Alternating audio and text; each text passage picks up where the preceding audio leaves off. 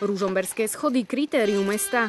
Jedinečné podujatie, ktoré už tretí raz zorganizovali nadšenci okolo Petra Ciganiáka a Juraja Duchovného, si po 0. a 1. napísalo v nedeľu oficiálny druhý ročník. No vidno, že toto je mesto stvorené na tieto preteky, lebo nám zatiaľ vždy, až po tento tretí ročník, vyšlo počasie. Proti včerajšku to bolo hrozné, na tých mokrých schodoch by to bolo veľmi nebezpečné.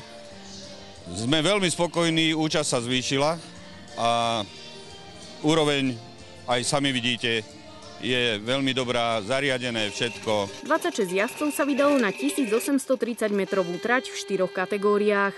Čakalo ich krúženie cez centrum mesta, kde boli 4 ťažké a rozhodujúce úseky. Výstup na námestie Andreja Hlinku, zjazd školskými a ružovými schodami a taktiež výšľap tmavými schodami.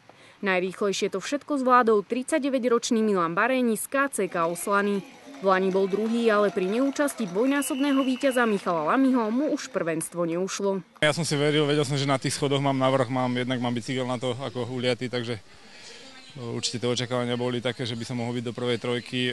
A keďže Michal Lami tu nebol, čo je jasná slovenská jednotka, tak som si veril. O takmer 2 minúty zaostal druhý Martin Haring, ktorý sa oproti Vlaňajšku taktiež zlepšil o 1 priečku. V podstate rozhodlo sa asi v 2. alebo v 3. kole, keď Milan Baréni bol jednoznačne najlepší na tých prvých schodoch, kde najviac získaval a viac menej to rozhodlo celý pretek. Napätý mu v dobrej atmosfére šliapali tretí Tomáš Višňovský so 4. domácim Radovanom Bírošom, ale Haring si svoju pozíciu najmä v stúpaniach uhájil.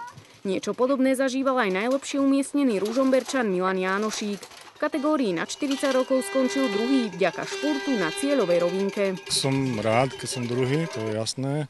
Ten prvý, čo bol, to sa veľmi dobre poznáme, to bol Blávak, toho by som nedal určite. No a o druhé miesto som sa bil, v podstate celý pretek sme šli dvaja s Ivanom Hasom z Bystrice.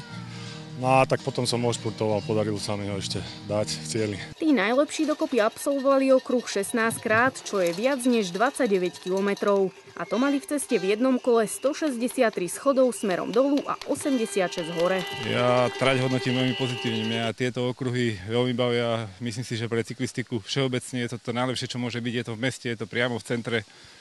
Úplne ideálne. Ja len držím palce, aby to pokračovalo. Je to také spestrenie na koniec bajkovej sezóny. Akože určite by každý uvítal viacej takýchto akcií. Možno aj v strede týždňa. Prípadne takto vravím na koniec sezóny, kedy je to perfektné spestrenie. Ružomberské schody opäť prevádzala dobrá športová atmosféra od povzbudzujúcich divákov na trati a následne aj spoločenská v cieli v Hirošovom parku. Na odmenách si umiestnení súťažiaci rozdelili približne 1500 eur. Pre poriadok ešte doplňme mená všetkých víťazov. Okrem Baréniho v hlavnej kategórii vyhral medzi mužmi nad 40 rokov Jaroslav Buchtík, medzi juniormi Šimon Vozár a v downhillovej kategórii, kde boli dvaja účastníci, bol rýchlejší Matúš Dechtár.